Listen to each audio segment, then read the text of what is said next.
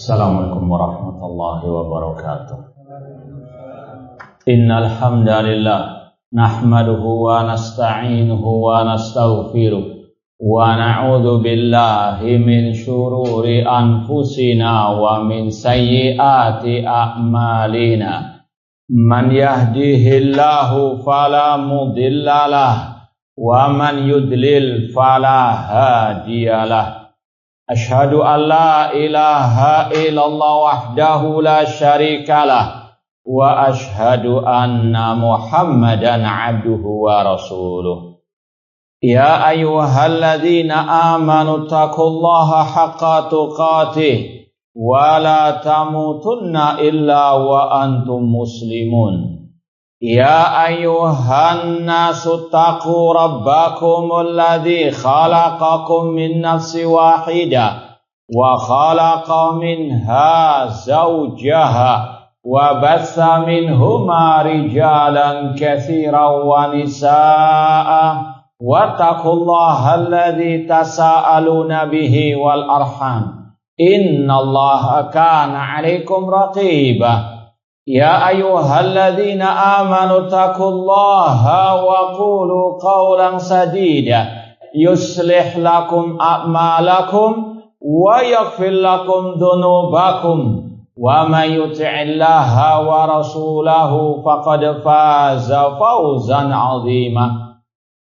Amma ba'd, fa inna asdaqal hadits kitabullah wa khairal hadi hadyu Muhammadin sallallahu alaihi wasallam wa syarrul umuri muhdatsatuha wa kullu muhdatsatin bid'ah wa kullu bid'atin dhalalah wa kullu dhalalatin finnar.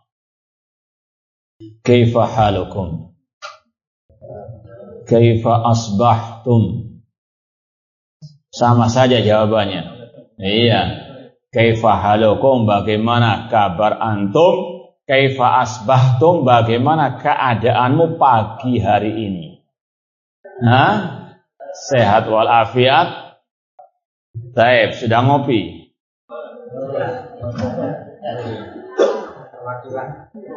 Oh, diwakili ya, fardu kifayah. Taib, ikhwani fillah wa akhwati rahimani wa rahimakumullah.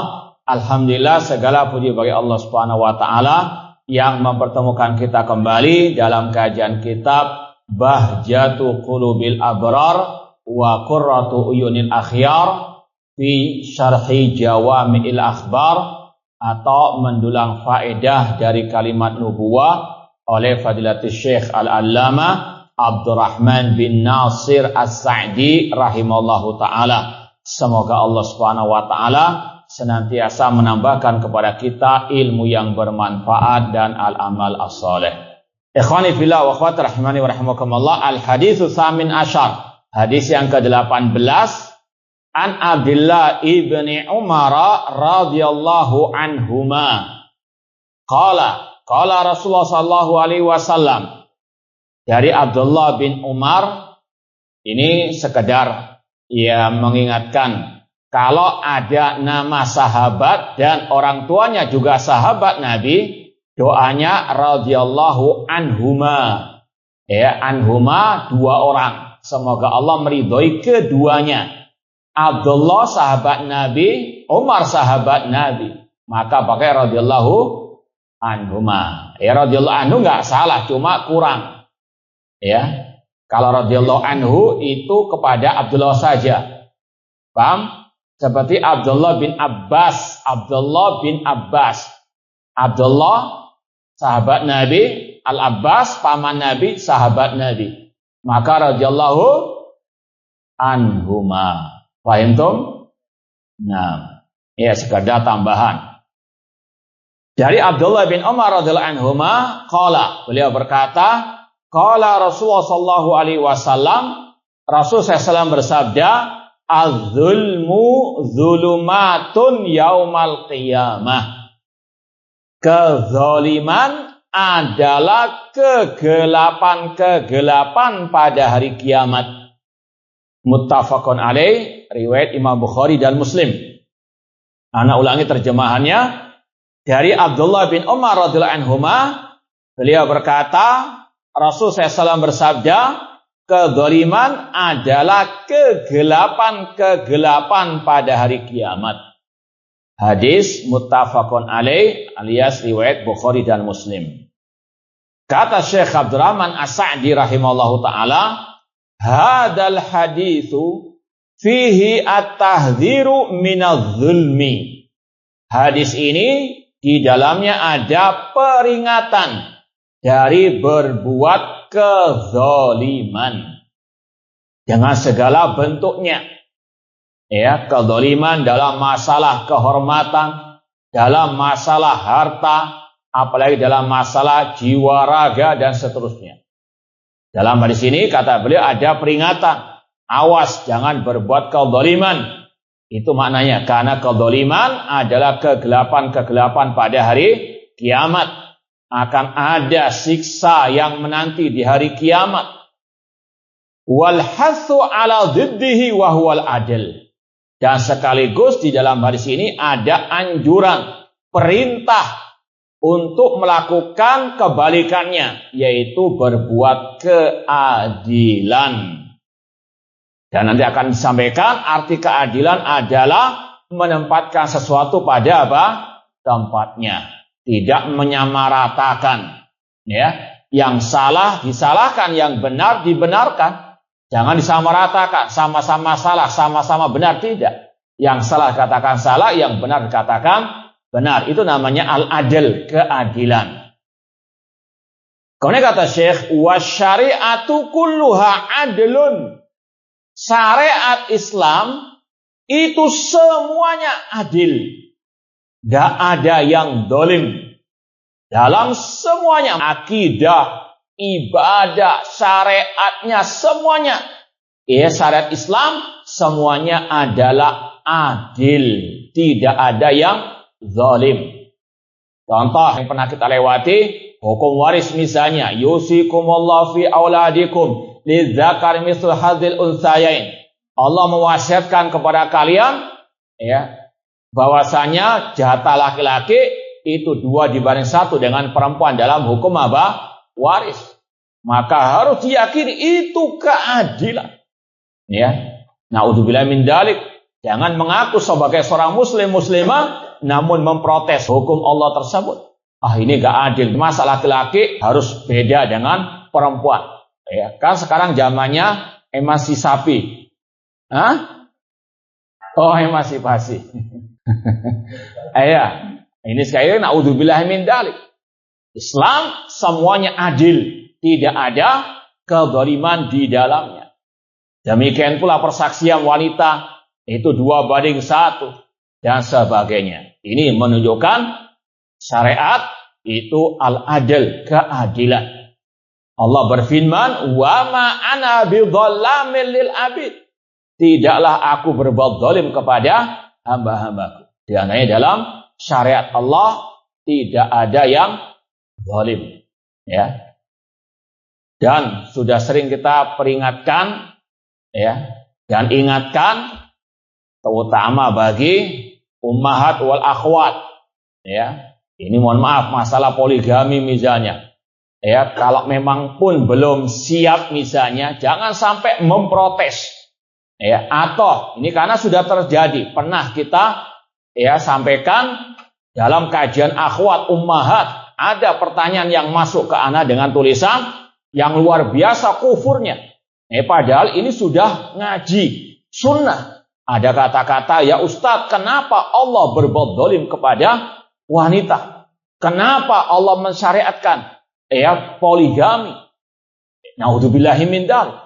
Ini ucapan yang kufur akbar. Ini sekali lagi ya harus betul-betul diingatkan, hati-hati. Percuma Anda pakai cadar, percuma Anda kajian sunnah, percuma Anda banyak ibadah, namun naudzubillah min dzalik memperolok syariat Allah.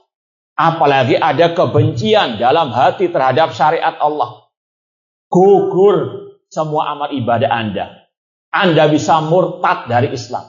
Ya, karena Allah yang mengatakan demikian, "Qul abillahi wa ayati wa rasuli kuntum tastahzi'un." Katakanlah, apakah dengan Allah dengan ayatnya, dengan rasulnya kalian memperolok. Qad kafartum ba'da imanikum. Kalian telah kafir setelah keimanan kalian. Makanya ulama mencantumkan pembahasan ini dalam salah satu pembatal keislaman atau 10 pembatal keislaman, yaitu memperolok agama Allah, memperolok ajaran syariat Islam. Ya, atau tadi nggak mengucapkan namun ada kebencian dalam hati. Allah mengatakan, "Dzalika bi annahum karihu ma anzalallah fa ahbata a'malahum." Yang demikian itu karena mereka membenci apa yang Allah turunkan, maka Allah batalkan semua amal perbuatan mereka. Dan ini juga disendirikan oleh para ulama dalam pembahasan 10 pembatal keislaman. Kalau ada kebencian dalam hati tentang syariat Islam, ya, apa saja syariat Islam yang ada dalilnya dari Al-Quran dan Sunnah, kalau dibenci dalam hati, meskipun nggak diucapkan, kufur akbar.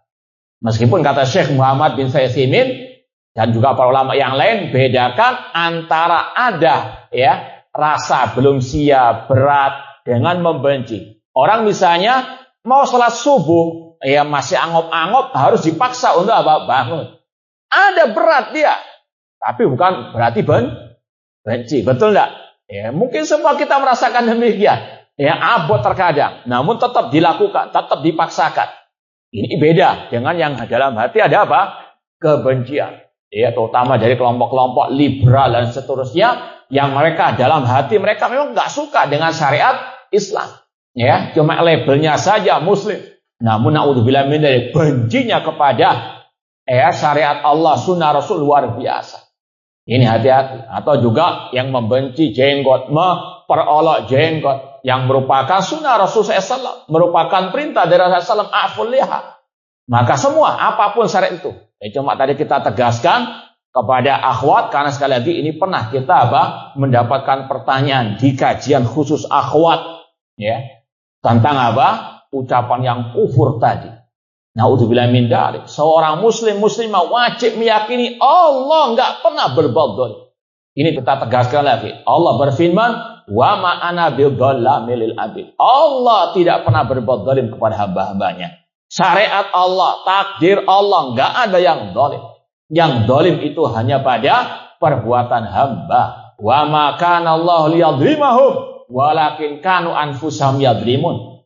Bukanlah Allah yang berbuat zalim kepada mereka, namun merekalah yang berbuat zalim kepada diri mereka sendiri. Ini akidah seorang muslim muslimah, syariat Islam semuanya adil, tidak ada kezaliman. Adapun kalau oknum yang melakukan kezaliman, jangan disalahkan syariatnya. Ya mungkin ada tadi seorang istri, suaminya nikah 2. Ya, kemudian dia merasa tersakiti, kemudian sampai memperolok syariat Islam. Naudzubillah min dzalik. Kalaupun oknumnya yang enggak adil, oknumnya yang berbuat zalim, jangan disalahkan syariatnya. Naudzubillah min dzalik. Paham ya? Namun juga yang laki-laki jangan zalim juga. Kamu kalau enggak ngizinin saya, kamu kafir. Jangan, ini juga zalim. Ya, enggak semua yang enggak mau tersebut dianggap kafir. Ini zalim juga, hati-hati. Jangan menyalahgunakan, tempatkan sesuatu pada tempatnya. Kata Syekh, wa syariatu kullu adlu. Syariat Islam semuanya adil. Amiratun bil adil. Dan juga memerintahkan untuk umatnya berbuat keadilan. Nahiyatun anil dzulm. Dan melarang dari kezaliman. Dalilnya, qala ta'ala, surat Al-A'raf ayat 29, Kul amara rabbi bil qisti. Katakan, wahai Nabi Muhammad, Rabbku memerintahkan untuk berbuat keadilan. Ayat yang kedua, surat An-Nahl 90, Innallaha ya'muru bil adl. Sesungguhnya Allah memerintahkan untuk berbuat keadilan. Kemudian yang ketiga, surat Al-An'am 82. Lanjut apa enggak ini? Enggak ada demo kan? Baik. Oh, di rumah nanti tidak tahu anak. Alladzina amanu wa lam yalbisu imanahum bidzulmin ulaika lahumul amnu wa hum muhtadun. Orang-orang yang beriman dan tidak mencampur adukkan iman mereka dengan kezaliman, bagi mereka keamanan dan mereka mendapatkan petunjuk. Ini 3 dalil tentang Islam, agama yang adil. Islam memerintahkan untuk berbuat adil dan sekaligus melarang dari kezaliman. Banyak sebetulnya sekali lagi ayat-ayat yang semisal dengan ini. Di antaranya wala yajrimannakum syana'anu qaumin ala alla ta'dilu i'dilu huwa aqrabu littaqwa. Janganlah kebencianmu kepada sebagian orang menjadikanmu tidak berbuat adil. I'dilu, berbuat adillah karena itu lebih dekat kepada ketakwaan. Ini dalam awal-awal surat Al-Maidah. Demikian pula dalam surat Al-Mumtahanah, la yanhaakumullahu 'anil ladzina lam yuqatilukum fid din wa lam yukhrijukum min diyarikum an tabarruhum wa tuqsitu ilaihim innallaha yuhibbul muqsitin. Allah tidak melarang untuk kalian berbuat baik, berbuat adil kepada orang kafir yang tidak memerangi kalian, yang tidak mengusir kalian dari rumah kalian. Sesungguhnya Allah cinta kepada yang berbuat keadilan. Bahkan luar biasa, terhadap orang kafir pun atau non-muslim pun Islam memerintahkan umatnya untuk berbuat keadilan. Kalau utang harus juga bayar kepada orang apa? Kafir. Jangan gara-gara dia kafir nggak mau bayar apa? Na'udzubillah min dzalik. Jangan mentang-mentang tetangga Anda kafir, mangganya dicolong, jangan. Atau ganggu, tidak boleh. Haram, tetap tidak boleh. Ini Islam, agama yang adil, menyeru keadilan, melarang dari berbuat kezaliman meskipun atas orang kafir. Kata Syekh, fa'inal iman. Ini pembahasan yang ada kaitan erat dengan ayat terakhir tadi surat Al-An'am 82. Kata Syekh Abdurrahman As-Sa'di, fa'inal iman usulahu wa furu'ahu. Sesungguhnya keimanan, baik prinsip-prinsipnya, pondasinya, rukun-rukunnya, maupun cabang-cabangnya, yang lahir maupun yang batin, semuanya adalah keadilan. Kulluhu adilun wa dhidduhu dzulmun. Dan lawan dari keimanan. Apa artinya lawan dari keimanan? Kekufuran, kesyirikan, itu adalah kezaliman. Inna syirka la dzulmun azim. Sesungguhnya kesyirikan adalah kezaliman. Inna syirka la dzulmun azim, kezaliman yang sangat besar. Keimanan dengan prinsip-prinsip rukun-rukunnya, dengan cabang-cabangnya, sekali lagi semuanya adalah adil, keadilan. Nah, sekarang diperinci oleh Syekh. Fa'adalul adli wa asluhu al-i'tirafu wa ikhlasu tauhid lillah. Keadilan yang paling adil dan pondasi keadilan adalah mengakui, meyakini, mengikrarkan at-tauhid. Memurnikan tauhid kepada Allah Subhanahu wa ta'ala. Ini keadilan yang paling adil. Sebagaimana dalam ayat tadi, orang-orang yang beriman dan tidak mencampur adukan iman mereka dengan kedzaliman. Iman adalah keadilan yang paling adil. Tauhid adalah pondasinya keadilan. Ini yang wajib untuk betul-betul diperhatikan setiap muslim dan muslimah. Keadilan yang paling adil adalah at-tauhid. Dan ini yang banyak manusia tidak memahaminya. Dikira keadilan yang paling adil itu menunaikan hak-hak manusia. Iya, itu adalah keadilan. Namun yang paling adil dari semua keadilan at-tauhid, memurnikan ibadah hanya kepada Allah. Ini kita sampaikan sebagaimana ucapan para ulama, bedanya dakwah salafiyah, dakwah Ahlussunnah wal Jamaah dengan dakwah-dakwah pergerakan harokah seperti Ikhwan Muslimin dan yang lainnya. Itu bedanya yang paling utama dalam bab ini. Kalau masalah kelompok pergerakan dakwah harokiyah, itu yang paling diutamakan bagaimana menunaikan hak rakyat dari pemimpin. Kalau ada pemimpin yang dolim, merampas hak rakyat, wah luar biasa, demo di mana-mana. Luar biasa mereka berhari-hari yang mereka bahas masalah bagaimana pemimpin itu harus menunaikan hak rakyatnya.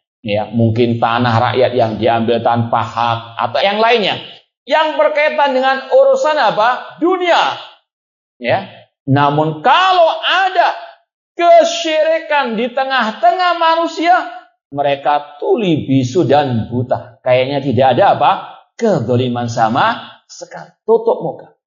Makanya ketika ada tanah kaum muslimin dijajah oleh sebagian orang, meskipun orang kafir, mereka teriak luar biasa, bukan karena membenci kekafiran orang kafir, namun karena urusan tanah. Buktinya mereka sama Syiah Rafidhah yang merupakan gudangnya kesyirikan bermesra. Mereka dukung-mendukung dengan kelompok Syiah Rafidhah yang sekali lagi sumber kesyirikan. Di antaranya kata para ulama, penyembahan kepada kuburan keramat itu pelopornya pertama kali Syiah Rafidhah. Meskipun juga banyak yang mengikuti mereka akhirnya. Na'udzubillahi min dzalik. Ini kelompok pergerakan, kelompok harokah tadi, di antaranya tadi Ikhwan Muslimin. Mereka tutup mata dari kezaliman yang paling zalim. Mereka tidak mau membela keadilan yang paling adil, yaitu at-tauhid.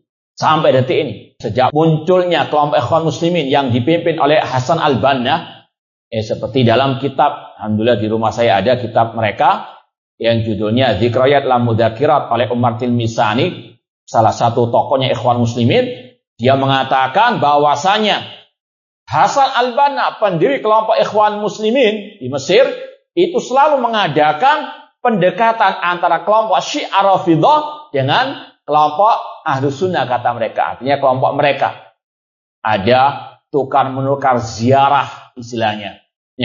Mereka ziarah ke markasnya Syiah, tokohnya Syiah ziarah ke markas mereka. Sampai detik ini.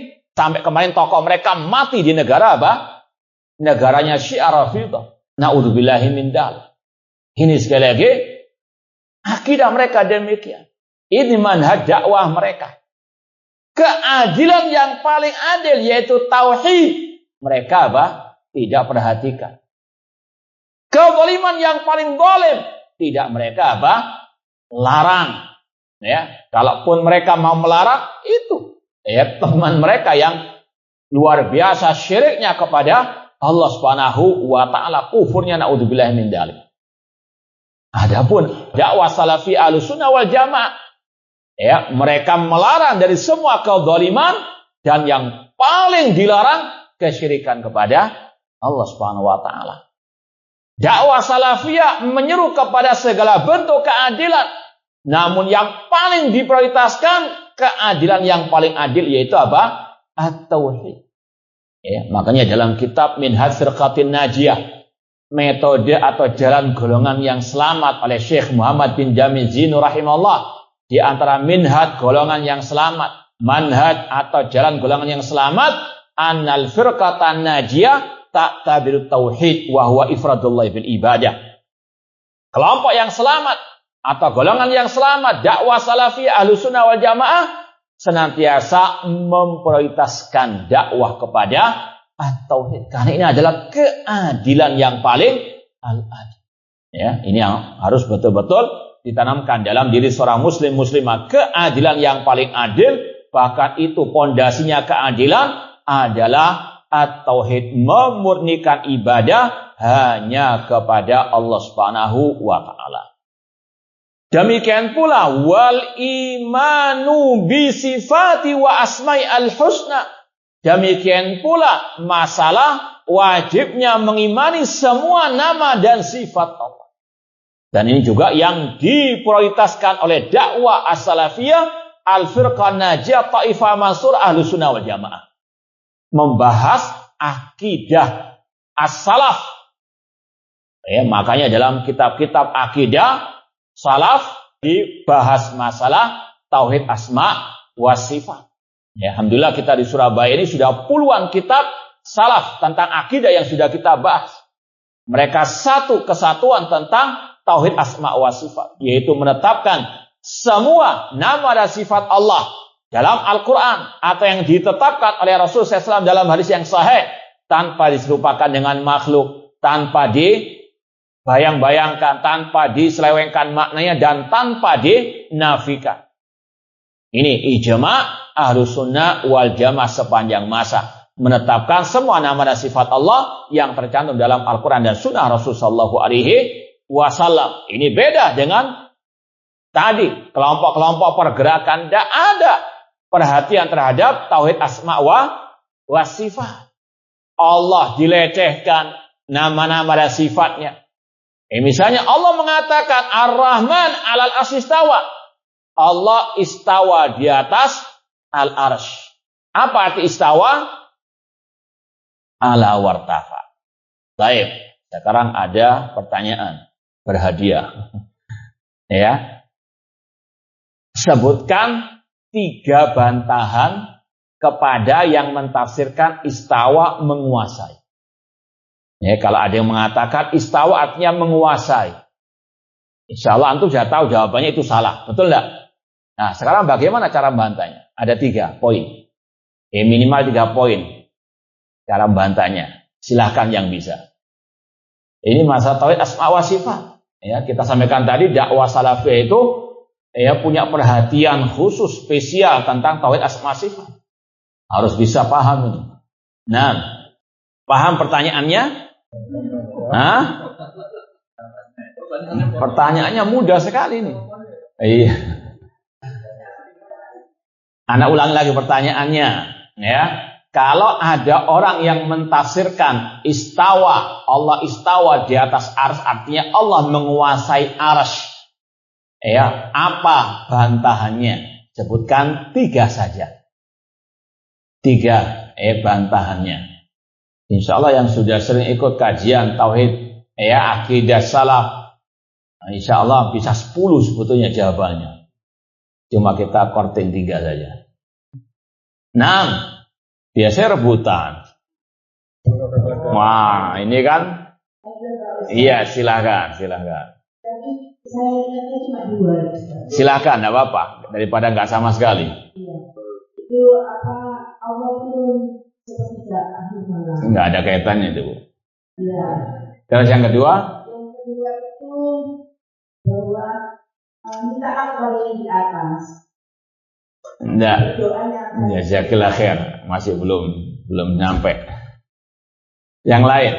Ini kita untuk ngetes karena kajian sudah kita sampaikan tadi, kajian kita akidah salaf itu sudah ganti mungkin puluhan kitab sejak 20 tahun yang lalu. Kita ngajar akidah salaf di Surabaya.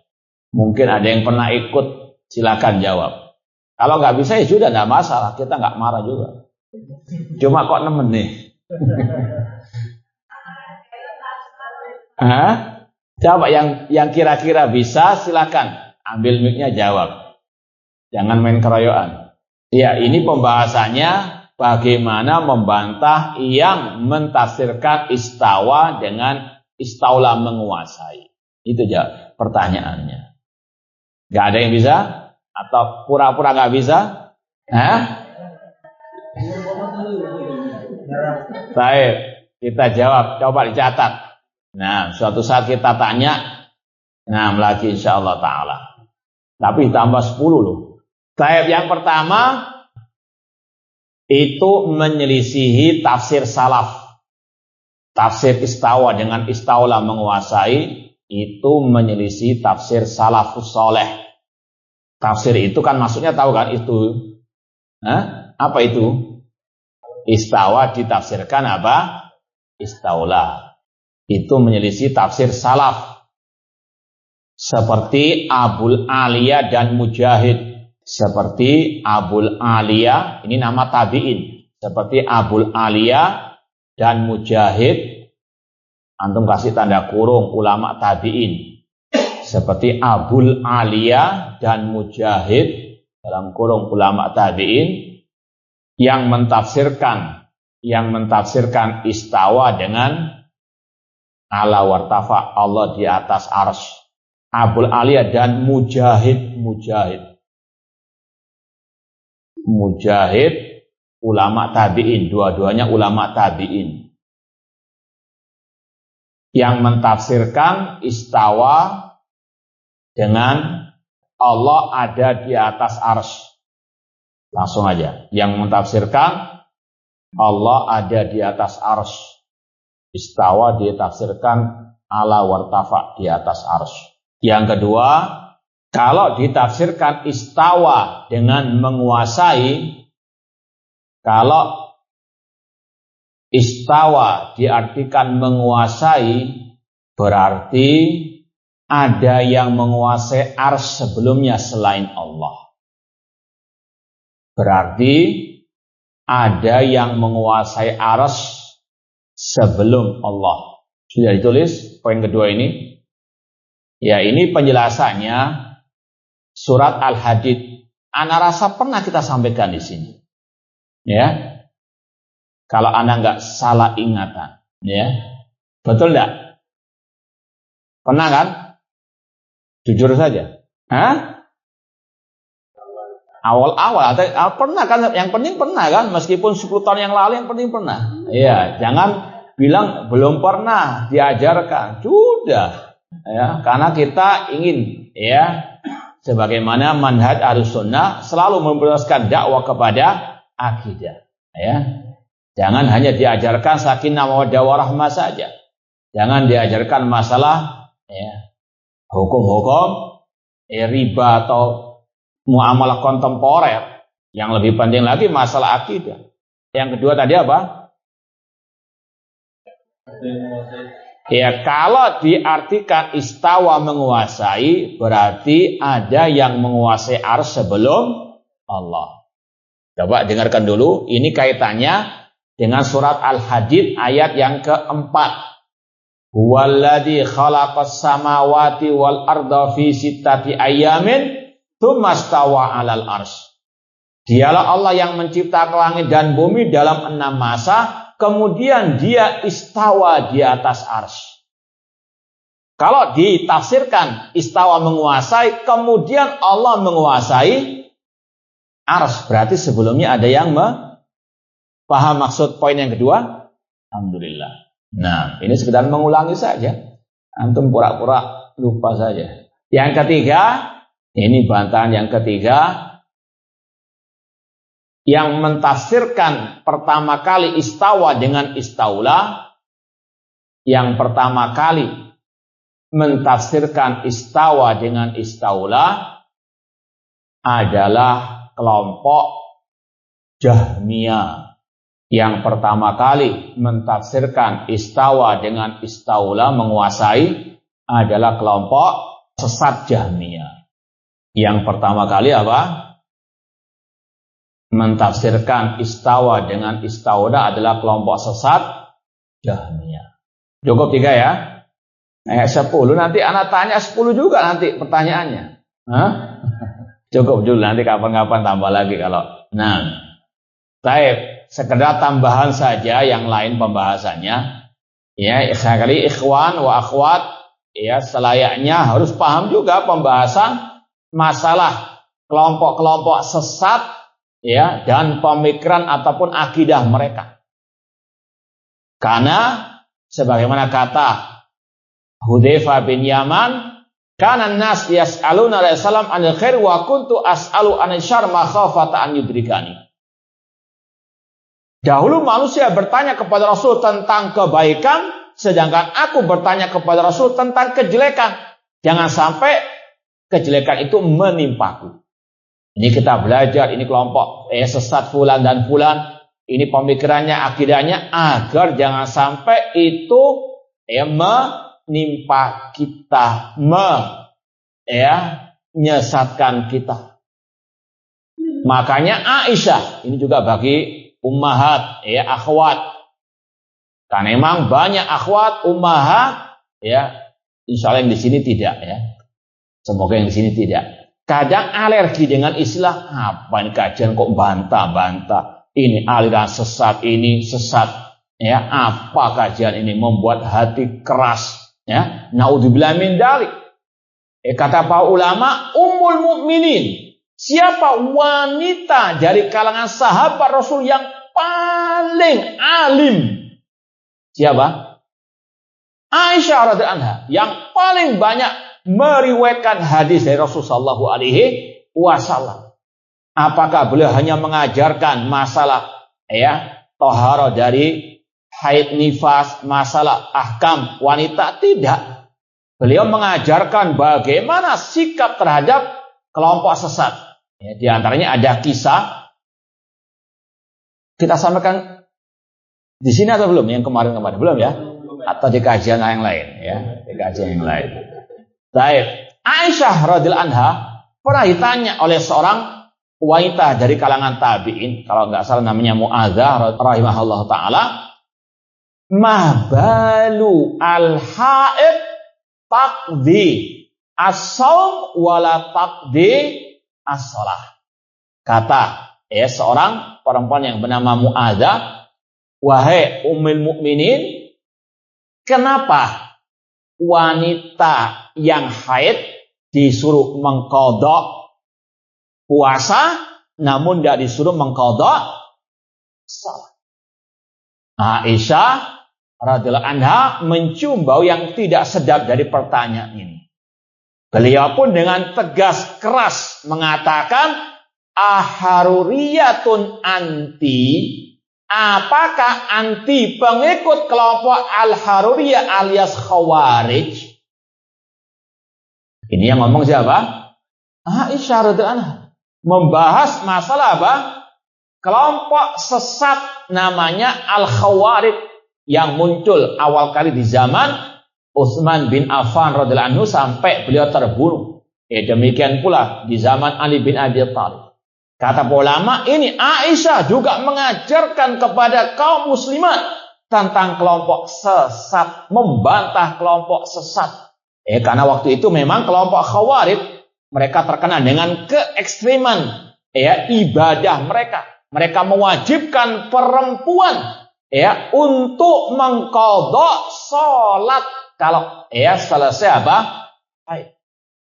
Makanya beliau bertanya kepada yang tadi, apakah anti haruriyah pengikut khawarij yang mewajibkan qadha salat bagi wanita yang haid? Ini kata ulama, dari ucapan Aisyah ada pelajaran berharga. Istilahnya emak-emak itu juga harus belajar masalah apa? Itu. Jangan sampai naudzubillah min dzalik malah alergi fobi. Meskipun sekali lagi harus dengan adil tadi. Semuanya yang diwajibkan dipelajari. Terutama bagian masalah akidah dan juga penyimpangan-penyimpangan dalam masalah akidah agar jangan sampai menimpanya. Fahimtum? Alhamdulillah. Baik, kembali kepada pembahasan adalul adil, keadilan yang paling adil. Dan pondasi keadilan yaitu at-tauhid, mengimani sifat-sifat dan nama-nama Allah Subhanahu wa taala. Wa ikhlasuddin wal ibadah lahu, memurnikan agama dan ibadah hanya kepada Allah. Iyyaka na'budu wa iyyaka nasta'in. Wa ma umiru illa liya'budullaha mukhlishina lahuddin hunafa. Tidaklah mereka diperintah kecuali untuk mengikhlaskan agama hanya untuk Allah semata. Wa a'dhamu dzulmi wa asyadduhu asyirku billah. Dan kezaliman yang sangat besar, yang sangat parah adalah kesyirikan kepada Allah. Syirik dalam makna syariat, bukan makna orang kita. Harus pahami. Jangan gagal paham. Jangan kamu syirik kepada saya. Na'udzubillah min dzalik. Ini syirik di luar pembahasan ini. Syirik dalam bahasa syariat menyekutukan Allah baik dalam rububiyah, uluhiyah ataupun asma wa sifat. Kama qala ta'ala, sebagaimana firman Allah, inna syirka la dzulmun azim, sesungguhnya kesyirikan adalah kezaliman yang paling besar. Wa dzalika annal adla wadha syai' fi mawdihi. Ini yang kita sampaikan tadi, keadilan maknanya adalah meletakkan sesuatu pada tempatnya. Ibadah harusnya kepada siapa? Allah. Zat yang paling mulia, yang paling agung. Makanya ketika orang itu menyerahkan ibadah kepada selain Allah, dikatakan itu kezaliman yang paling dolim, yang paling besar. Karena menyerahkan ibadah, meletakkan ibadah bukan pada tempatnya. Wal qiyam bil huquqil wajibah. Demikian pula di antara makna keadilan, melaksanakan hak-hak yang diwajibkan oleh Allah Subhanahu wa taala. Wa zulmu aksuhu. Sedangkan kezaliman lawan dari keadilan tersebut, tidak meletakkan sesuatu pada tempatnya. Contoh, kopiah boleh tidak dibuat kaos kaki? Nah, namanya apa? Zulm, ya, kezaliman. Apalagi sekali lagi berkaitan dengan hak-hak yang Allah wajibkan. Orang tua wajib dihormati, ya. Seorang anak wajib berbakti kepada orang tuanya. Lalu bagaimana dengan anak yang dia mencaci maki orang tuanya, menghardik orang tuanya? Ini namanya apa? Kewajiban anak menghormati, bantu, menolong, berbakti ke orang tua. Kalau sebaliknya, itulah namanya apa? Kezaliman. Namanya keadilan, melaksanakan hak-hak yang diwajibkan oleh Allah. Sedangkan lawannya itu kezaliman. Fa'adhamul huquq wa aujabuha haqqullah ala ibadihi. Hak yang paling agung, yang paling wajib ditunaikan, hak Allah atas hambanya. Yaitu an ya'rifu wa ya'budu. Untuk mereka mengenal Allah dan beribadah kepada Allah. Siapa yang bisa mendatangkan dalil tentang ini? Hak Allah atas hamba adalah mereka beribadah kepada Allah. Terutama bagi yang mungkin belum setoran hafalan. Sebutkan dalil terutama dari hadis Rasul tentang ini. Hak Allah atas hamba. Nah, ini pembahasan kitab Tauhid juga. Jangan browsing. Ada yang hafal? Silakan yang hafal. Hadis Mu'ad bin Jabal radhiyallahu ta'ala anhu. Ini kemarin kalau nggak salah kita sebut ya. Ya kemarin nggak salah. Kajian terakhir kemarin kita sebut. Hafal sudah. Hafal taruh HP-nya nggak apa-apa. Nggak apa-apa sudah. Tadi nyontek nggak apa-apa sudah. Sekarang, nah. Sudah dikasih enak padahal. Silakan. Nah. Silakan. Yang di surat Fussilat itu, Ustaz? Bukan, hadis Mu'ad bin Jabal hadis. Tidak ada. Terjemahannya tidak masalah. Terjemahannya sudah. Daripada nggak sama sekali. Tapi lengkap hadisnya. Kuntu ridfan Nabi sallallahu ya. Faqala ya Mu'ad atadri ma haqqullah 'alal ibad wa ma haqqul ibadi 'ala Allah. Qultu Allah wa rasuluhu a'lam. Qala ya haqqullah 'alal ibad an ya'budu wa la yusyriku bi syai' wa haqqul ibadi 'ala Allah alla yu'adziba man la yusyriku bihi syai'an. Qala Rasulullah afala ubasyirun nas qala la tubashirhum fayattaqilu. Nah, hafal? Baca. Kalau baca sama saja semuanya bisa. Taib, terjemahkan tadi yang saya baca. Taib. Yang kata itu bin Jabal yang ini yang itu yang diutus ke jalan itu ya? Bukan. Yang barusan saya baca ini, terjemahkan. Diulangi lagi. Ya sudah, berarti sudah saya jawab.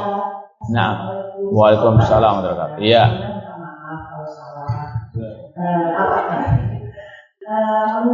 Pertama mentaati Allah, tidak memaksiatinya. Bukan, Bu. Itu definisi takwa. Taib, saya ulangi lagi. Tadi hadisnya kata Mu'ad bin Jabal, ini terjemahnya tadi sudah bahasa Arabnya. Dahulu aku pernah dibonceng oleh Nabi SAW. Ya, ini ringkasnya. Kemudian kata Rasul, ya Mu'ad, apakah engkau tahu hak Allah atas hamba dan hak hamba atas Allah?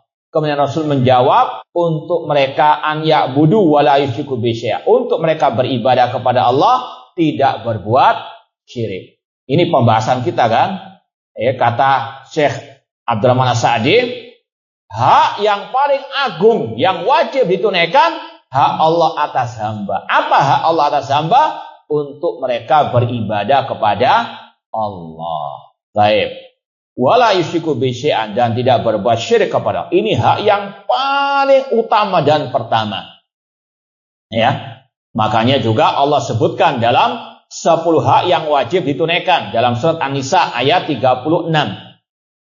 Wa'budullaha wa la tusyriku bihi syai'a. Ini sudah berapa kali kita sampaikan. Fahimtum? Fahimun au naimun? Apa naimun? Iya. Baik, yang tidur bangun, yang bangun jangan tidur. Kata Syekh, tsummal qiyam bi usulil iman. Setelah tauhid, mengesahkan Allah dalam ibadah, tidak berbuat syirik, hak yang paling agung, yang paling wajib ditunaikan adalah prinsip-prinsip keimanan. Itu arkanul iman. Iman kepada malaikat, kitab, rasul, hari akhir, dan kepada takdir. Kemudian wasyara'i'il Islam. Kemudian melaksanakan syariat Islam. Min iqamis shalah. Melaksanakan salat. Wa ita'iz zakat. Menunaikan zakat. Ini keadilan. Ya, orang yang sudah punya nisab, ya, hartanya untuk dikeluarkan zakat selama setahun, maka wajib dia menunaikannya. Kalau tidak, dia berbuat zalim. Bahkan dia berbuat zalim kepada fuqara wal masakin. Itu haknya fuqara wal masakin yang harus dia tunaikan. Wasyami Ramadan, melaksanakan puasa Ramadan, wa hajjil baitil haram, wal jihad fi sabilillah, dan berjihad di jalan Allah, qaulan wa fi'lan, entah dengan ucapan dan perbuatan. Kalau tidak salah pernah kita sampaikan di sini, jihad ya ada 4 tingkatannya, kata Ibnu Qayyim rahimahullah. Betul enggak? Ada yang hafal tanpa nyontek? Nah, ini jangan ada alasan lagi belum disampaikan. Nah, apa 4 tingkatan jihad sebagaimana kata Imam Ibnu Qayyim rahimahullah? Terus. Tapi dengan diperinci ya. Jihad dengan hawa nafsu ada berapa? Apa saja? Iya. Iya. Yang kedua? Iya, apa itu? Dengan apa? Taib. Yang ketiga? Dan orang munafikin. Iya. Apa? Dengan apa? Terus? Enggak. Jihad melawan orang musyrikin, kafirin dengan apa?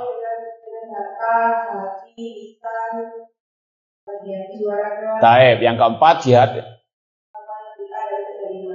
kezaliman atau kemungkaran. Dengan apa? Taib. Ahsanti barakallahu fiik. Taib, jazakillah khair. Masya Allah. Nah, begitu. Ya. Taib. Sering-sering di murajaah.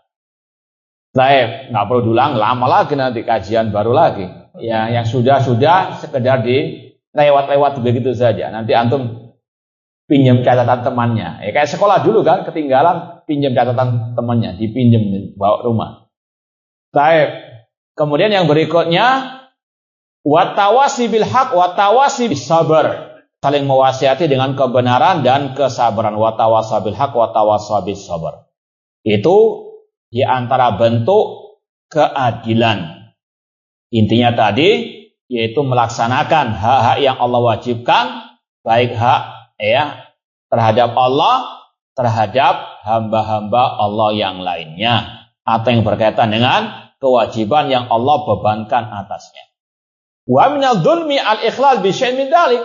Adapun di antara kezaliman kalau orang itu tidak menunaikan hak-hak yang wajib tersebut, baik hak terhadap Allah, hak terhadap hamba-hambanya.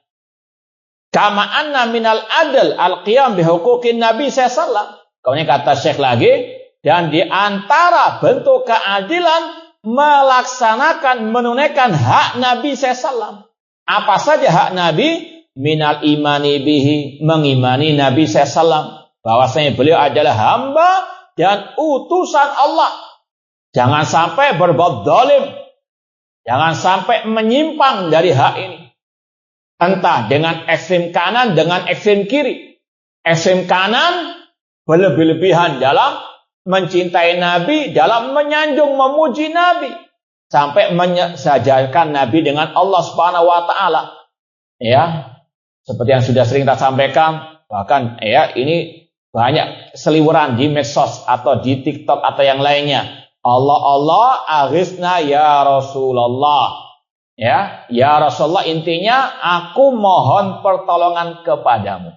Ini kezaliman. Ini berlebih-lebihan terhadap Nabi, yaitu memohon pertolongan kepada Nabi. Ini syirik kepada Allah. Inna syirka la dzulmun. Minta pertolongan kepada siapa? Allah Ta'ala. Nabi saja istighosah kepada Allah. Kok ini istighosah kepada Rasulullah? Ya, ittastaghitsuna rabbakum fastajaba lakum. Paham tuh? Ini namanya apa? Berlebih-lebihan terhadap Nabi SAW. Nabi tidak suka manusia apa berlebih-lebihan terhadap beliau. Bahkan dulu ada Mu'ad bin Jabal datang dari negeri Syam, langsung sujud kepada Nabi. Ya, apakah Nabi ridha, tertawa senang melihatnya? Tidak. Rasul langsung menegur, "Lau kuntu amiran ahadan an yasjuda li ahadin la amatul mar'an tasjuda li zaujiha." Seandainya aku memerintahkan orang untuk sujud kepada yang lainnya, aku perintahkan perempuan, seorang istri, sujud kepada suaminya. Namun sujud hanya kepada Allah Subhanahu wa Ta'ala. Beda dengan orang sekarang. Ya, kalau ada muridnya, santrinya datang sujud ngerangkak, malah apa? Wah, bangga dia. Na'udzubillah min dzalik. Ini sekali lagi Rasul tidak suka berlebih-lebihan atau diperlakukan berlebihan. Sujud hanya untuk Allah Subhanahu wa Ta'ala. Ya, ini sekali lagi berlebih-lebihan terhadap Nabi. Rasul mengatakan, la tutruni kama atratin nasara Isa ibn Maryam. Jangan kalian berlebih-lebihan dalam memuji diriku sebagaimana orang Nasara berlebih-lebihan dalam memuji Nabi Isa alaihi assalam. Na'udzubillahi min dzalik. Ini sekali lagi melaksanakan hak Nabi yang sesuai dengan ajaran Nabi. Ya. Apakah dengan merayakan ulang tahun Nabi? Rasul SAW tidak pernah mengajarkan para sahabat juga demikian. Na'udzubillahi min dzalik. Laqad kana lakum fi Rasulillah uswatun. Seandainya itu baik, seandainya itu bentuk cinta kepada Nabi, keluarga Nabi yang pertama kali akan merayakannya. Isi Nabi. Ya, demikian pula dengan Abu Bakar, Umar, Utsman dan Ali, yang mereka sangat cintanya luar biasa kepada Nabi SAW. Ketika mereka tidak pernah melakukannya, maka sekali lagi, sebagaimana kata Imam Malik, "Famalam yakun yaumadin dinan fala yakun yaumadin." Apa yang tidak pernah dilakukan, dicontohkan, diajarkan oleh Nabi, oleh para sahabat Nabi pada waktu itu, selama-lamanya itu bukan ajaran al-Islam. Ya, bukan ajaran yang hak. Kemudian wa taqdimuha ala mahabbatil khalqi kulli. Di antara hak Nabi untuk kita mencintai Nabi lebih daripada yang lainnya. Wa ta'atuhu wa tauqiruhu, mentaati Nabi, menghormati Nabi, wa tabjiduhu. Namun tadi tidak sampai berlebih-lebihan. Wa taqdimu amri wa qauli ala amri ghairihi wa qaulihi. Dan mendahulukan perintah, ucapan Nabi di atas perintah dan ucapan semua manusia.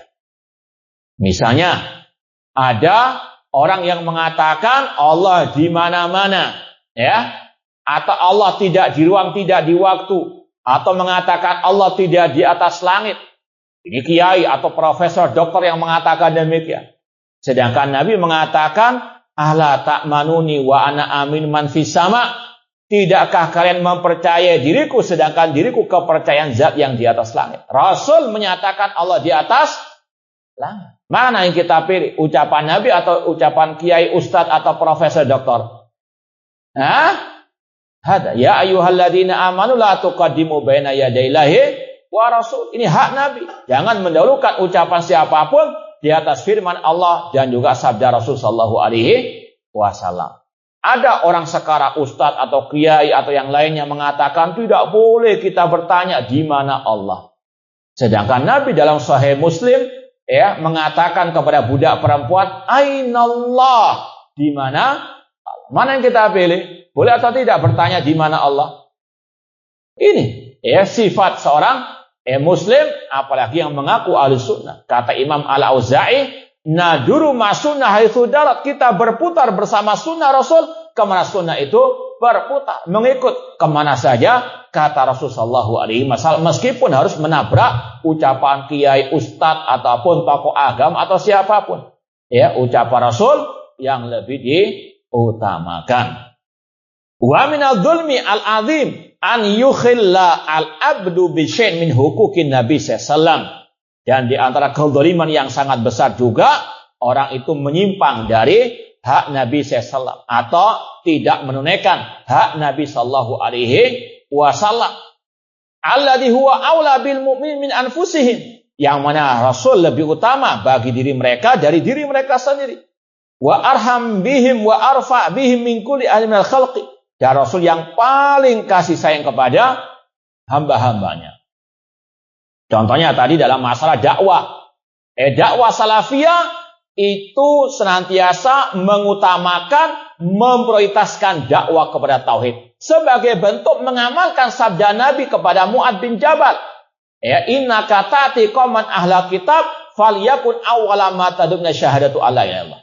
Jadikanlah wahai Mu'adz dakwahmu pertama kali tentang la ilaha illallah, tentang tauhid, tentang akidah. Ini metode dakwah ala Nabi. Kalau ada ustadz, ada kiai atau profesor doktor mengatakan dakwah itu mulai dulu dari akhlak, yang lemah lembut, jangan ngomong tauhid, jangan ngomong syirik. Mana yang antum pilih? Metode dakwah Nabi atau metode dakwah profesor doktor? Yakin? Yakin di sini saja atau nanti mencela-mencela? Tidak, insya Allah ya. Nah, ini intinya tadi, bahwasanya seorang muslim muslimah wajib punya prinsip. Siapa saja, ucapan siapa saja yang bertentangan dengan ucapan Nabi wajib ditinggalkan. Ucapan Nabi, sabda Nabi itu yang paling utama.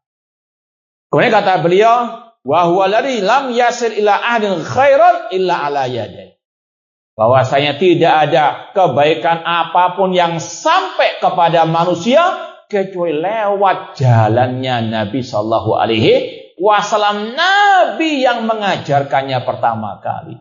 Makanya Allah katakan, laqad kana lakum fi Rasulillah uswatun hasanah. Beliau suri teladan bagi kita. Artinya apa? Kita yang mengikut Nabi, bukan kita yang ngeminteri Nabi Sallallahu Alaihi Wasallam. Misalnya tadi dalam masalah akidah, Rasul mengatakan yanzilu rabbuna tabaraka wa ta'ala, Allah turun ke langit dunia. Rasul dengan fasihnya mengatakan yang turun adalah Allah ke langit dunia pada sepertiga malam terakhir sesuai dengan kebesarannya. Kalau ada yang mengatakan enggak, itu yang turun adalah rahmatnya Allah, mana yang antum pilih? Ucapan Nabi yanzilu rabbuna atau ucapan yang mengatakan yang turun adalah rahmat Allah? Ini sekali lagi yang harus dijadikan prinsip. Semua yang menyelisih ucapan Nabi wajib ditinggalkan. Wa minal adli birrul walidain, di antara keadilan berbakti kepada orang tua, wasilatul arham. Kalau ada misalnya orang tua mengatakan wajib bagi kamu untuk sujud kepada kuburan kakekmu misalnya, antum taati atau enggak perintah orang tua? Ini birrul walidain loh. Kenapa kok enggak? Karena ketaatan kepada orang tua itu dalam hal yang tidak bermaksiat, tidak melanggar perintah Allah dan perintah Rasul. Sedangkan Rasul tadi jelas-jelas melarang sujud kepada selain Allah Subhanahu wa ta'ala. Itu bukan termasuk durhaka. Ya, bahkan termasuk birrul walidain kalau anak itu tidak mentaati perintahnya yang maksiat, karena kalau dia taati orang tuanya ikut apa?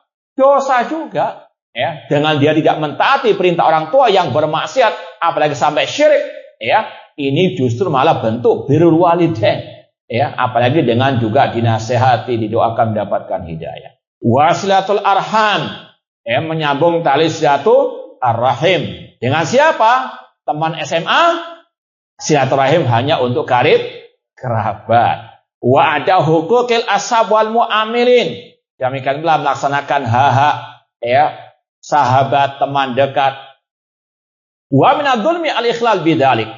Dan di antara bentuk kedzaliman tidak melaksanakan hak-hak tersebut, hak orang tua, hak karib kerabat, hak teman sejawat.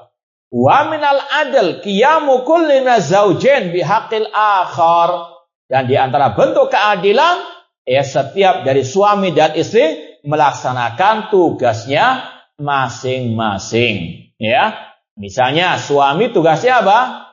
Tidur tok, nah, mangan tok. Nah, istilahnya mencari nafkah. Ya, jangan dibalik, istri yang cari nafkah, suami yang masak.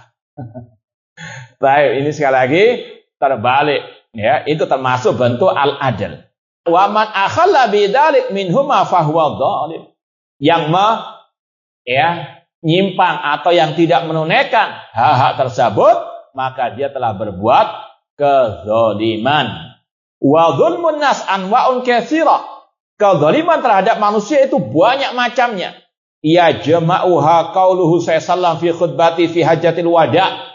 Dan itu disebutkan oleh Rasul dalam khutbah hajjatil wada', haji perpisahan.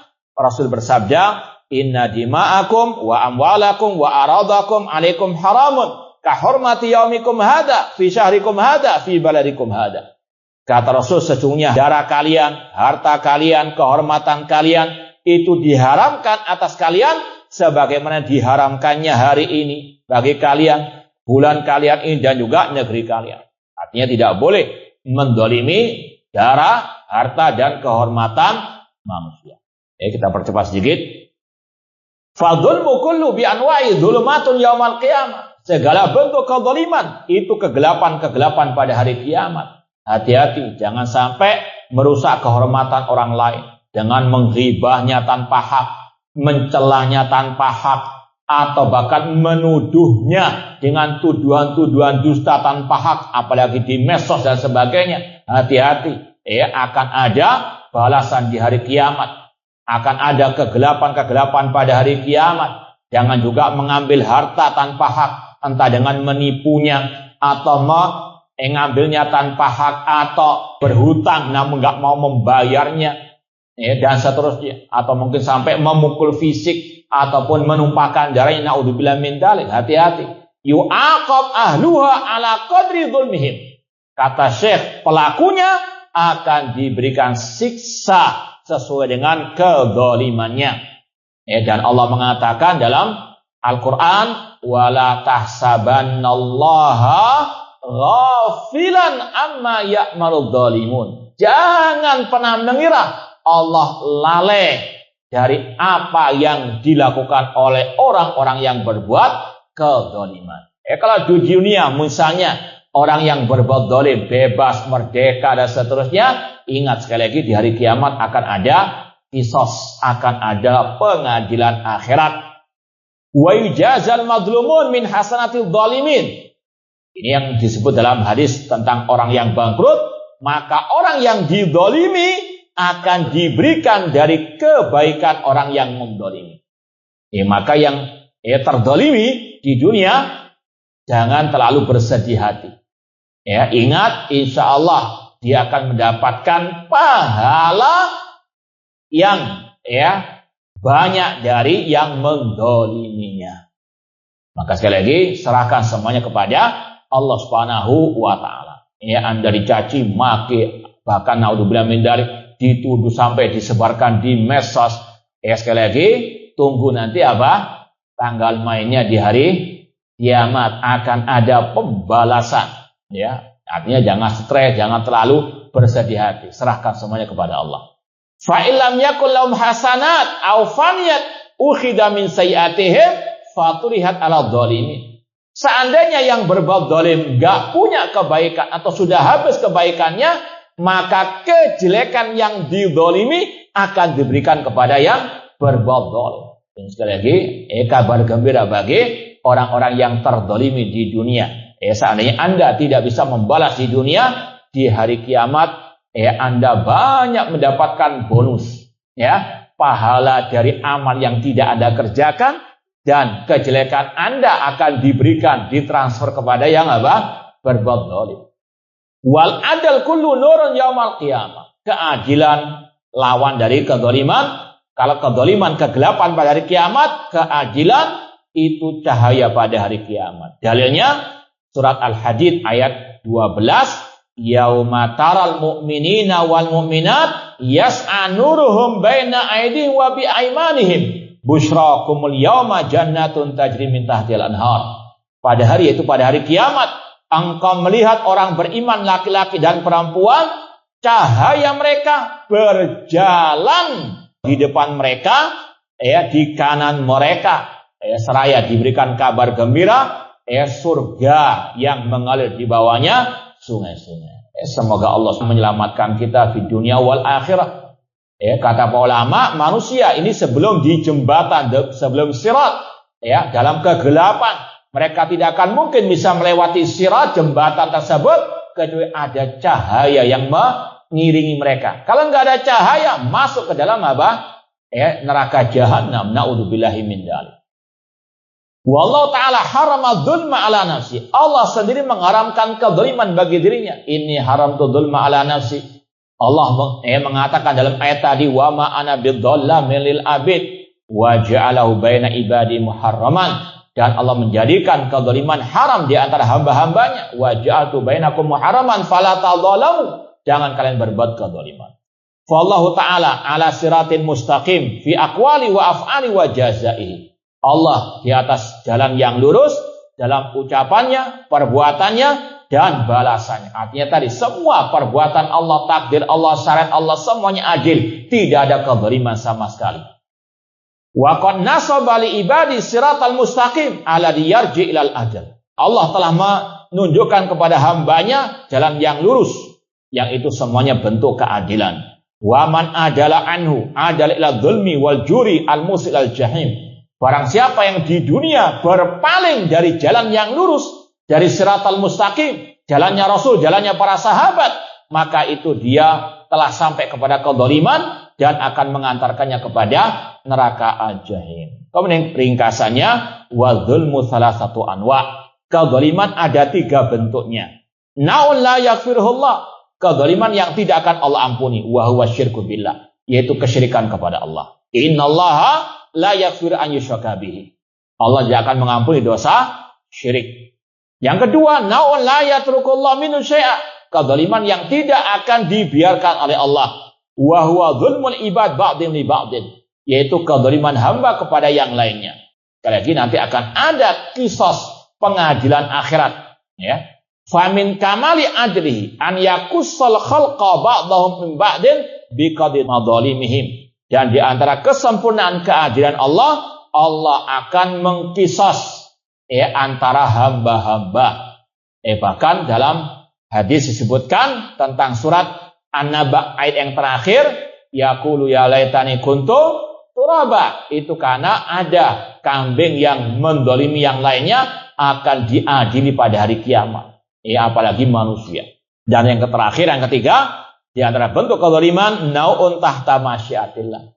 Kezaliman yang dibawa kehendak Allah. Insya aqaba alaih wa insya afa'an min ahli. Jika Allah berkehendak Allah ampuni, jika Allah berkehendak Allah siksa. Wa huwa dzunub alati bainal ibad wa bainar rabbihim fima duna syirik, yaitu kezaliman antara hamba dengan Rabb-nya selain syirik kepada Allah Subhanahu wa taala. Semoga Allah menjauhkan kita dari kezaliman baik ucapan dan perbuatan, dan semoga Allah selamatkan kita dari kejahatan orang-orang yang berbuat kezaliman.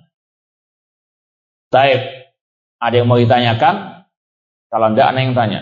Taib, masih ada 2 hadiah lagi. Kalau ada yang mau jawab, silakan angkat tangan dulu. Pertanyaan. bagaimana sikap kita menanggapi berita BMKG tentang gempa Indonesia? Gue kekirangan gitu. Iya, ya ini ada pertanyaan. Katanya bagaimana menanggapi atau isu atau kabar masalah gempa dan sebagainya. Yang pertama, seorang muslim muslimah wajib untuk senantiasa bertawakal kepada Allah Subhanahu wa taala, ya. Kemudian masalah perkiraan atau berita ya, masalah berita ya harus tasabbut dulu. Jangan tergesa-gesa menerima. Ya ayyuhalladzina amanu in ja'akum fasiqun binaba'in fatabayanu, cross check. Jangan disebarkan sampai betul-betul itu benar beritanya. Kemudian yang ketiga, ya kalau memang ada warning betul-betulan ada gempa ya harus ada persiapan. Cuma jangan terlalu berlebih-lebihan. Wallahu taala alam. Baik, kitabnya ditutup dulu. Ya, siap mau menjawab? Masih ada 2 hadiah ini. Laki dulu, yang ikhwan dulu. Ada yang siap menjawab? Pertanyaannya insya Allah gampang. Jawabannya insya Allah lebih gampang lagi. Bagi yang dimudahkan oleh Allah. Ya, ini masalah yang orang tua Rasul SAW. Dalam Sahih Muslim, Rasul kaitannya oleh seorang sahabat beliau tentang di mana orang tuanya. Rasul mengatakan, Inna abi wa abaka finnar. Hadisnya dalam Sahih Muslim. Sesungguhnya ayahmu dan ayahku di neraka.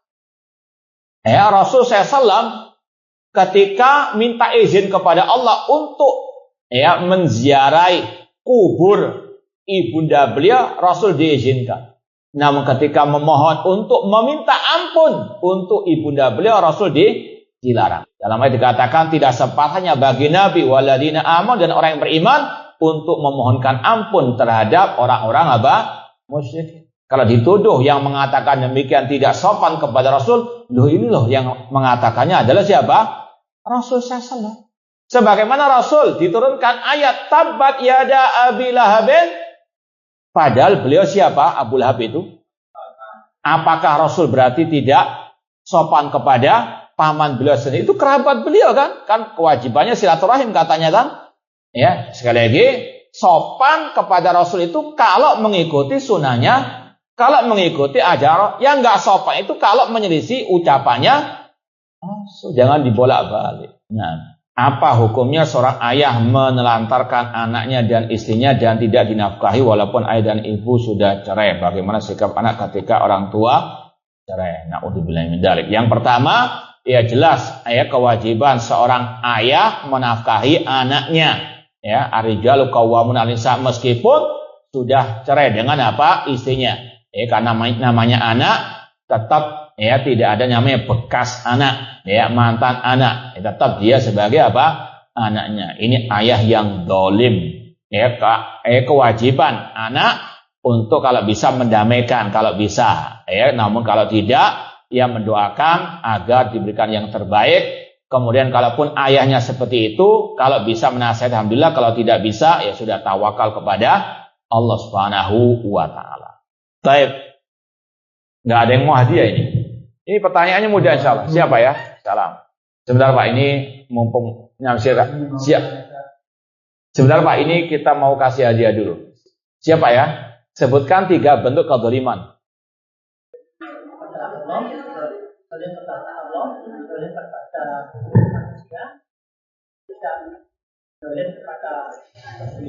Baik, keliru Pak. Akhwat. Silakan, cepat. Yang megang mic langsung jawab. Ya Ustaz. Silakan. Yang pertama, karena menzalimi Allah. Yang kedua, kezaliman hamba pada hamba yang lain. Yang ketiga, kezaliman manusia pada dirinya sendiri. Baik, tidak apa-apa sudah. Iya, tidak apa-apa sudah. Ahsan. Nah, baik. Ini yang terakhir. Siapa yang mau angkat tangan yang laki-laki dulu? Assalamualaikum. Yang ikhwan, mohon maaf, yang ikhwan. Assalamualaikum. Salam. Salam. Ustaz mendengar? Silakan Bu, silakan. Iya. Gini Ustaz, sebenarnya anak nggak tanya, cuma mohon dengan hormat dan sangat. Kalau menyampaikan jangan cepet-cepet. Oh. Iya. Ya, wajar aja. Iya, makasih Bu. Jazakallah khair. Iya. Baik, nomor berapa Bu? Tidak apa-apa ya. Namanya rezeki nggak. Siapa nomor berapa Bu? Berapa Bu? 96A. Berapa? 496. Iya, jazakillah khair Bu. Tayyib aku lo kali hada wa akhiru da'wana alhamdulillah rabbil alamin wassalamualaikum warahmatullahi wabarakatuh.